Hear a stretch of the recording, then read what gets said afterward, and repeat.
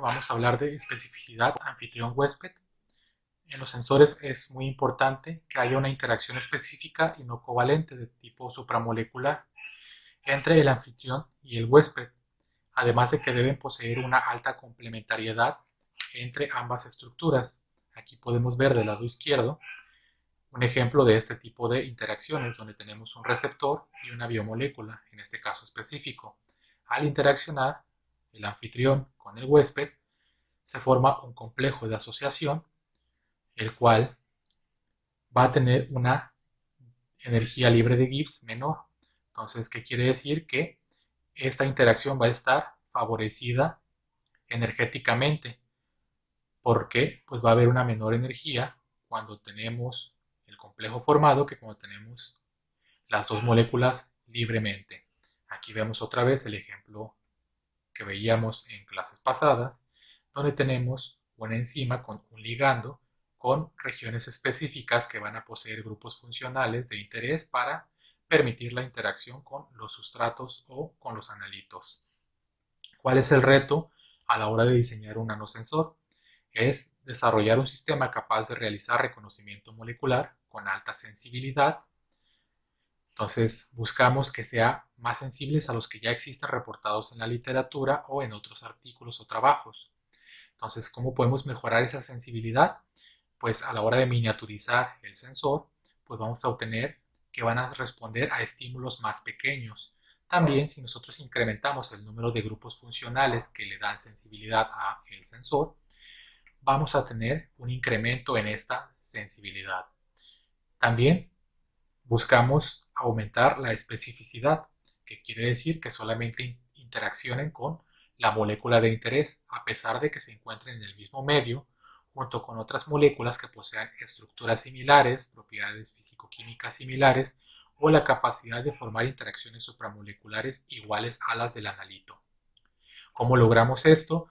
Pues en algunos casos el analito tiene ciertos tamaños, podemos delimitar el área de interacción o el tamaño del área de interacción o su forma, así como poner grupos funcionales que tengan una interacción mucho más fuerte con la molécula de interés que con las moléculas de competencia. Muchas veces buscamos realizar esto comparando con sistemas que ya existen en la naturaleza.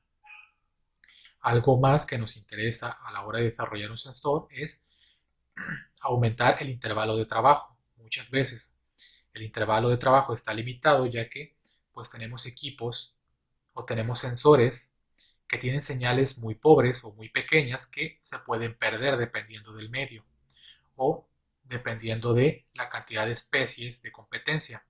También pueden ser en el caso de materiales con aplicaciones industriales o con aplicaciones ecológicas como la remoción de contaminantes metálicos, de que los sensores solamente trabajen a ciertos valores de pH.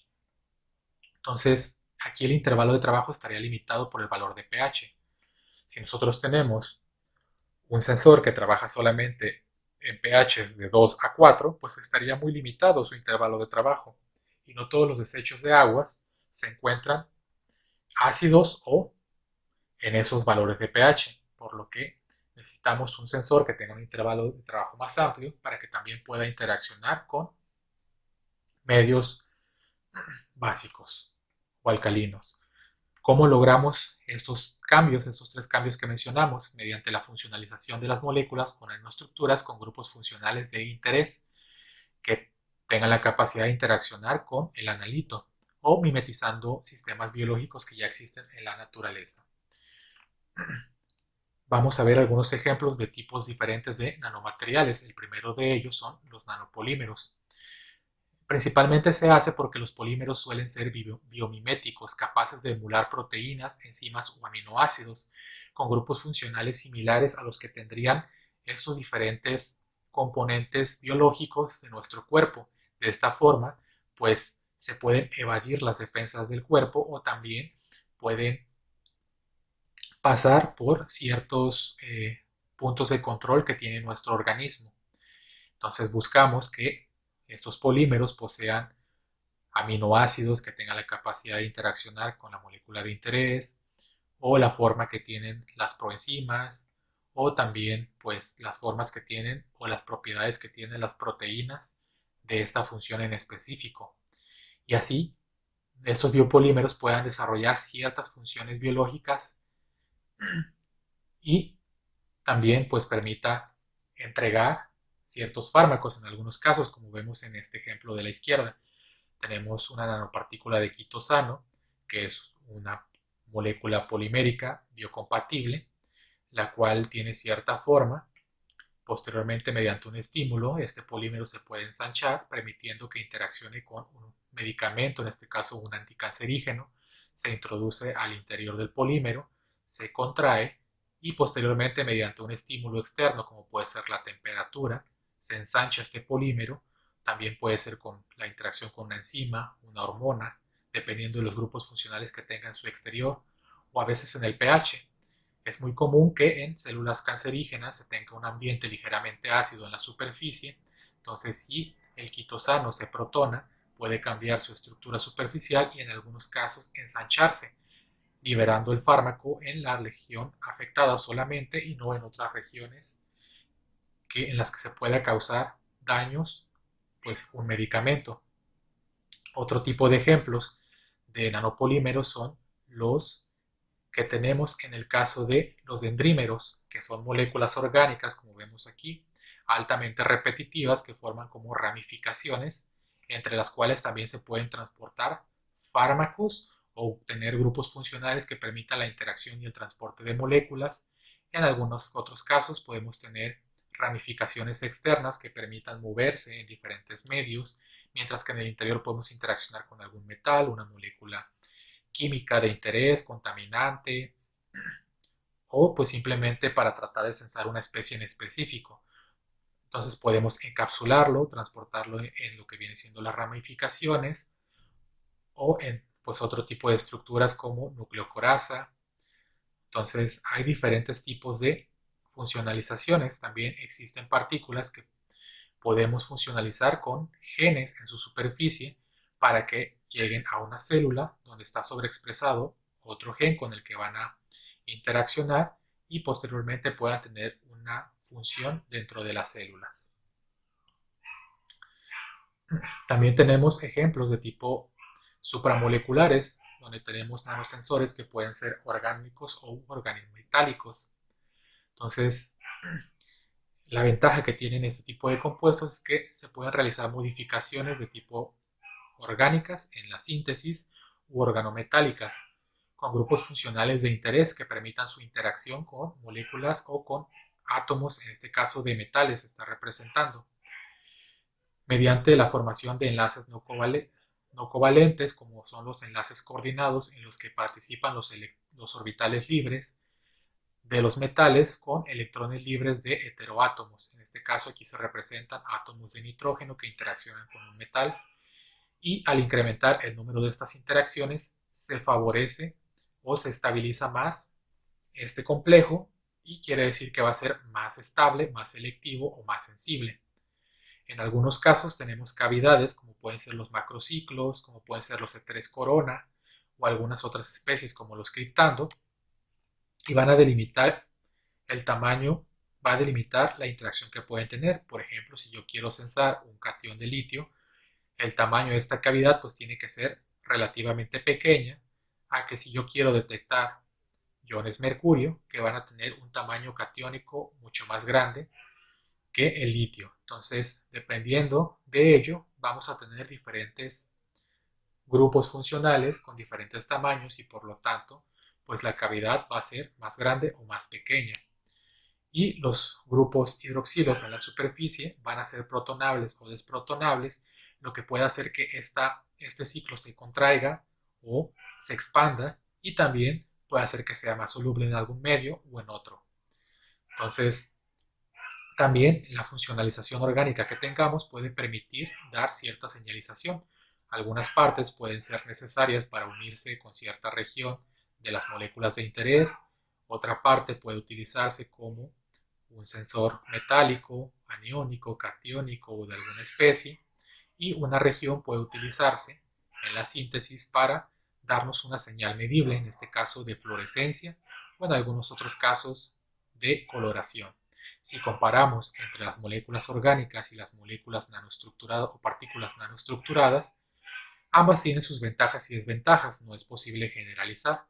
Por ejemplo, una vez que ya se logra obtener un método de síntesis altamente reproducible, lo cual es más difícil en el caso de los nanomateriales, ya que responden o son más sensibles a estímulos bastante pequeños o fluctuaciones más pequeñas de temperatura, presión y concentración, pueden obtenerse lotes bastante grandes de productos en lo que son las nanopartículas comparadas con los compuestos orgánicos. Sin embargo, los compuestos orgánicos se tiene un control mayor en la síntesis y también en la funcionalización. Sobre todo en la funcionalización de las nanopartículas, nosotros podemos tener un 10% de funcionalización en su superficie, pero no sabemos si ese 10% está distribuido de la misma forma en una síntesis o en otra. Mientras que en los materiales orgánicos, al caracterizar, nosotros sabemos que siempre tendremos la misma estructura. Y pues aquí hay algunos ejemplos de moléculas supramoleculares. También podemos tener nanoestructuras de diferentes tipos. En algunos casos simplemente actúan como un medio de transporte para lo que viene siendo la molécula llave o la que va a tener la interacción real en la región de importancia, como puede ser un área biológica, un área ambiental, un área electrónica, etcétera, etcétera, y van a conferir las propiedades de interés, como pueden ser, o en otros casos pueden conferir las propiedades de interés, como son la absorbancia, fluorescencia. Entonces, en algunos casos, las mismas partículas fluorescen o absorben a diferentes regiones, sobre todo porque tenemos un alto control sobre dichas propiedades. Conforme nosotros variamos el tamaño de estas nanoestructuras, una misma nanoestructura nos puede conferir diferentes propiedades de fluorescencia o de absorbancia. También pueden presentar conducción. Si bien existen polímeros conductores, no es lo mismo que tener un material nanocristalino conformado por un metal conductor que tener un polímero conductor. Entonces tienen alguna ventaja los nanomateriales en esa parte. También pueden presentar magnetismo, el cual puede ser aprovechado para extraer la partícula del medio en el que se encuentre. Por ejemplo, si yo voy a tener una nanopartícula funcionalizada y magnética, para remover metales, va a detectar los metales, va a darnos una señal medible mediante la aplicación de un campo magnético, va a ser posible remover esa nanopartícula y posteriormente, mediante la aplicación de otro estímulo, se libera el contaminante y se vuelve a reutilizar la partícula, además de que es más fácil de purificar al ser removible por un campo magnético. En otros casos, se tienen partículas magnéticas las cuales pueden llevarse hacia la región de importancia, por ejemplo, dentro del cuerpo se pueden transportar mediante un campo magnético al lugar indicado para que no tengan una interacción en un lugar no deseado, como podría ser interaccionar en un tumor.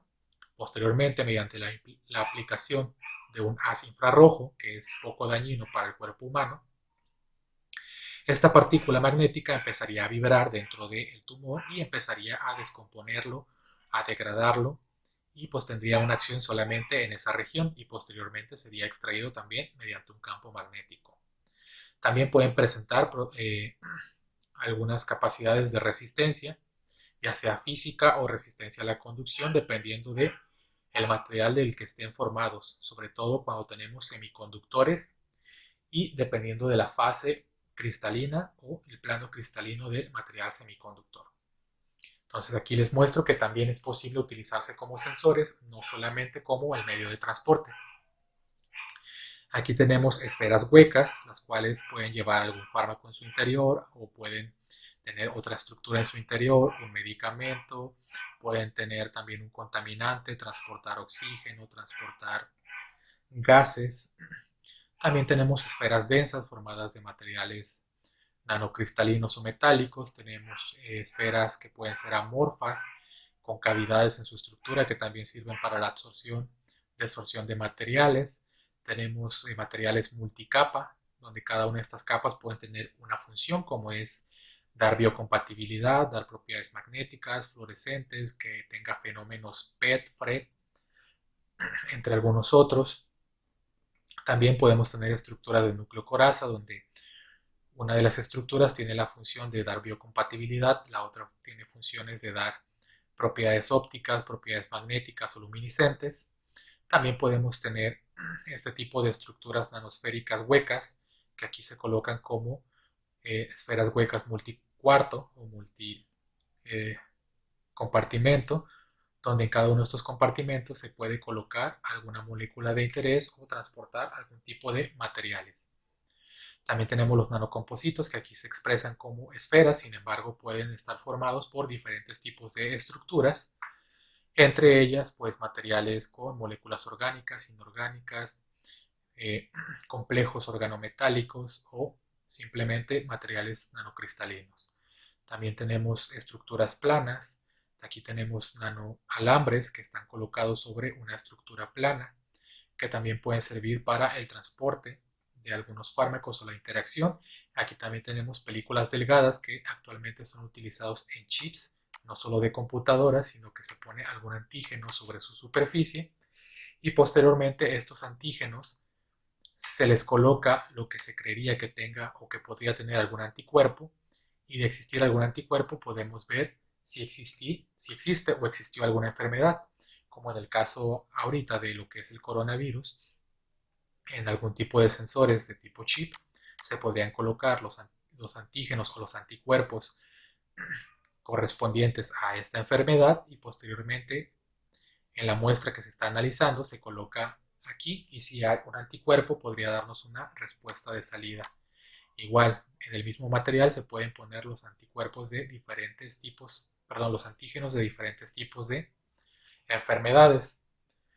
Aquí podemos ver del lado derecho a lo que nos referíamos en clases pasadas como materiales cero dimensionales, que son aquellos que tienen sus tres dimensiones nanoestructuradas, como son esferas, materiales cristalinos, materiales de tipo triangulares, que ahora están muy de moda los nanotriángulos.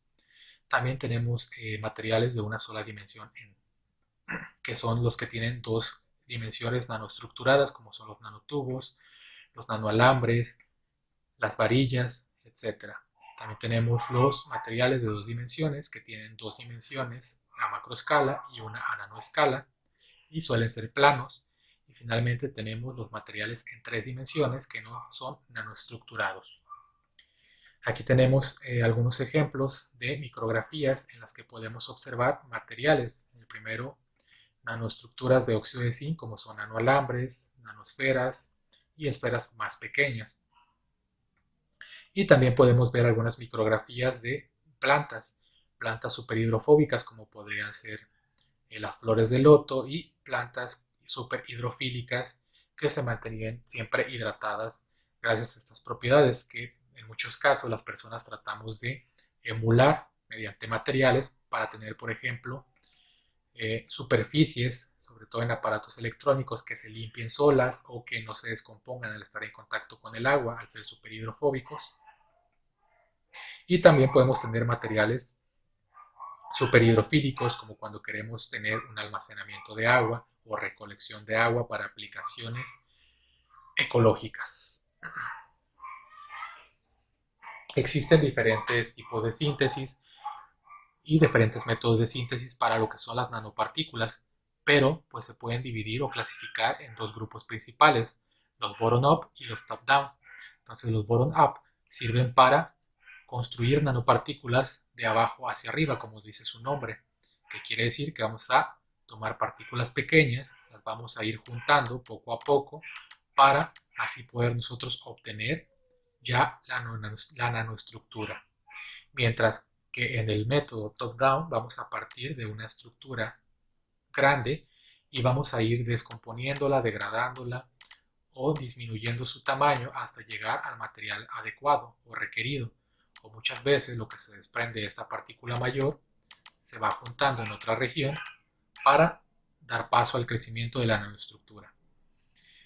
La técnica que tiene un mayor control sobre la morfología y sobre las propiedades finales de la partícula son las de bottom-up, ya que podemos construir prácticamente partícula a partícula o bloque a bloque esta nanoestructura. Entonces controlamos de forma más estable.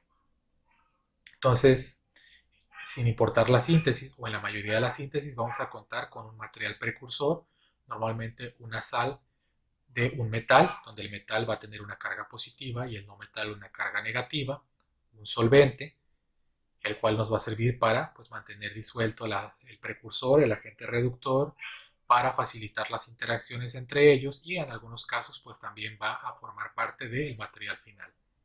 Vamos a tener un agente reductor que se va a encargar de reducir el metal que se encuentra en la sal y de esa forma pues obtener un producto final. Finalmente vamos a tener un estabilizador el cual se va a encargar de detener el crecimiento de las nanopartículas. Una vez reducida una partícula o un metal, actúa como semilla, tiene una alta energía superficial, por lo que interacciona con otra partícula, se une y así es como van a ir creciendo estas pequeñas partículas hasta formar una nanopartícula. Y van a continuar creciendo hasta que se agregue un agente estabilizador que detenga el crecimiento de esta nanopartícula. En otros casos, el mismo agente reductor estabiliza las partículas o en pocos casos no se usa un agente estabilizador, ya que se delimita el crecimiento de las partículas con los reactivos o limitando los reactivos y controlando muy lentamente lo que es la reacción de formación de las nanopartículas. Conforme van creciendo, se puede formar un gel de estas partículas, el cual posteriormente se seca mediante diferentes técnicas como evaporación, sprayado o tratamientos térmicos. Finalmente se da un tratamiento térmico o un calcinado a los materiales que puede propiciar el ordenamiento de las partículas o de los átomos dentro de la estructura, brindando una estructura cristalina en un plano específico que puede ser de interés para el sensor, porque pueden orientarse grupos funcionales específicos en la superficie de dichos materiales.